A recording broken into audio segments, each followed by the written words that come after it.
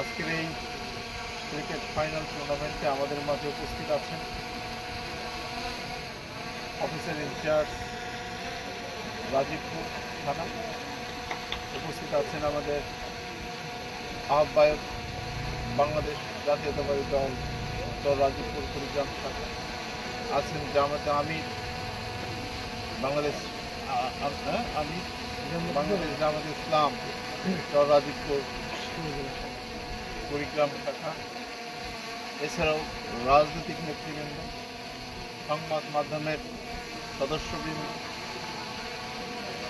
প্রতিযোগিতায় যারা অবতীর্ণ হবেন, আমাদের খেলোয়াড়বৃন্দ এবং তাদের পিছনে বিভিন্ন টিম ম্যানেজার সহ বিভিন্ন সদস্যবৃন্দ, আম্পায়ারবৃন্দ ও সুধীজন, আসসালামু আলাইকুম। আমরা সবার বক্তব্য শুনলাম। তা আমি মনে করি যে এই খেলা, আমাদের মধ্যে যে খেলাগুলো হয় সেগুলো আসলে বিজয়ের জন্য নয়, সেগুলা প্রত্যেক খেলোয়াড় তার সর্বোচ্চ চেষ্টার মাধ্যমে আমাদের সুন্দর খেলা উপহার দিবেন, দর্শক মনকে যে প্রতি বলে বোলিং এবং ব্যাটিংয়ের মাধ্যমে আমাদের আনন্দ দিবেন, সেটি হলো প্রধান উদ্দেশ্য।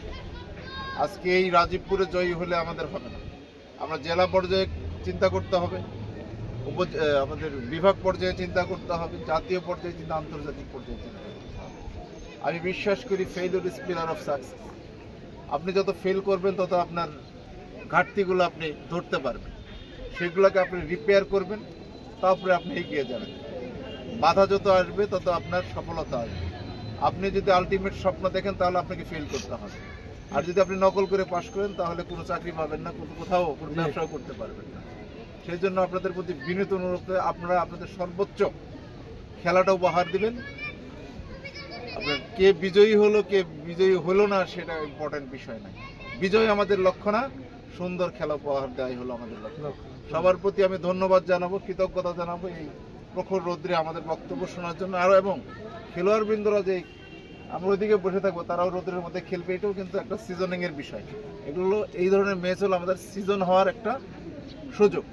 তা আমরা সবাইকে সাধুবাদ জানাই, ধন্যবাদ জানাই আমরা আজকে এই খেলার উদ্বোধন ঘোষণা করছি। ধন্যবাদ।